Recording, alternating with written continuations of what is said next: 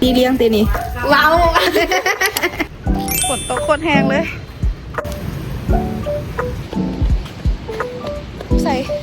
ว่าใส่เสื้อไหมเด้มาละไปใส่มา ไปตลาดนะกี่บนจ่างวันนี้นะ ไปประสวนอีกวันนี้ เอาเอ้ย เงินเบอร์สองวะ ไปแล้ว ว่าถ้าจ่ายตีเลี้ยงตีนี่ ว้าว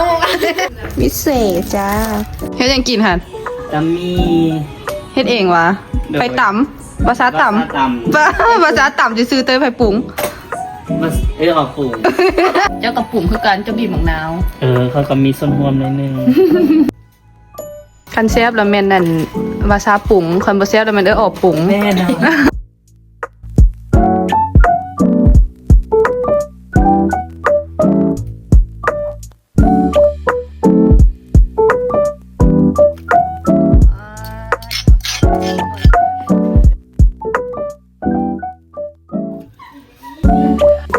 งา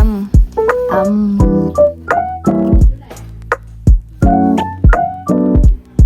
วอนจะไหนจะกินตำหุงนะ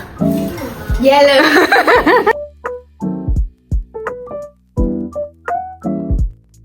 มีปิ้งปีก เอาขึ้นมือเดี๋ยวนี้จะเปลี่ยนไป ปลานั่นมากินตำบักหุงมื้อนี้เนี่ยอ๋อ บ้านมาซับส้มมาให้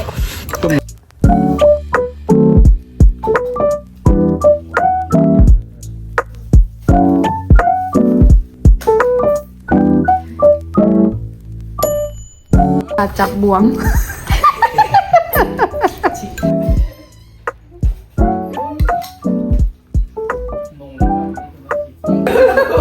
เนี่ยแล้วก็รวมแถว ไม่ได้หมุนเลย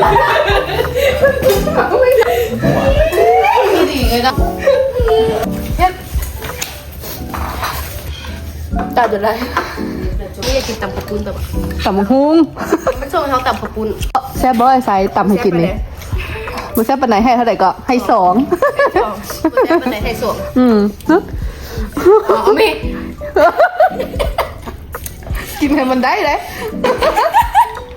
บนเล่นเข้าปากเงินตัวแก้ม กินไหมล่ะแอปเปิ้ล